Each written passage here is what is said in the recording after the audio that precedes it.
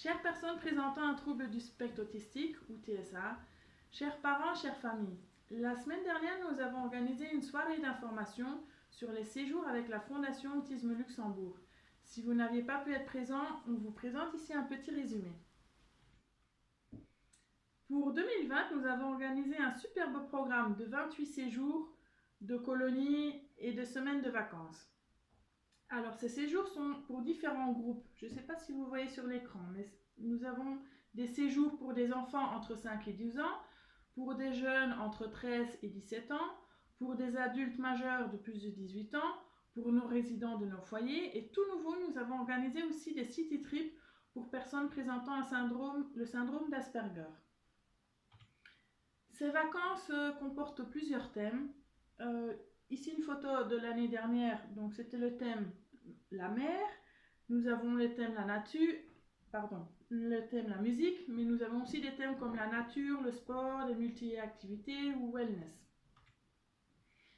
Nous vous avions aussi présenté lors de cette soirée nos différents lieux d'hébergement. Ici nos lieux d'hébergement au Luxembourg, souvent ce sont des centres de jeunesse ou des auberges de jeunesse, et nos lieux d'hébergement à l'étranger, en France, en Hollande ou en Allemagne. Nous essayons de partir pas trop loin. Souvent, c'est des trajets de 3h30 maximum et nous faisons des pauses. Nous partons en minibus et nous faisons des pauses entre les 3h30 de route. Ce sont des superbes gîtes et nous essayons au maximum que les personnes aient des chambres individuelles. Alors, le déroulement typique d'une journée. Le matin, on se lève, on prend le petit déjeuner, on prend les médicaments. Et après le petit déjeuner, nous avons des activités. Les groupes sont souvent divisés en deux. C'est des activités fonctionnelles pour un groupe. Par exemple, faire la vaisselle, laver les tables, ranger les assiettes. Et des activités de loisirs pour l'autre groupe, que ce soit faire des jeux, des petites promenades, sortir, des petites sorties. Après, nous avons le repas de midi. Et après le repas, nous avons de nouveau, soit les groupes sont divisés en deux, de nouveau avec une activité fonctionnelle ou une activité de loisir, ou alors on fait une toute grande sortie, que ce soit dans un zoo, dans un parc d'attractions ou à la piscine. Le soir, on revient, on prend le dîner du soir, et puis de nouveau une petite activité, et puis c'est le temps déjà d'aller au lit. Alors, des choses qui nous importent beaucoup, ce sont l'alimentation, la médication et l'hygiène. Pour l'alimentation, on fait vraiment attention au régime alimentaire de chaque participant et à ses allergies.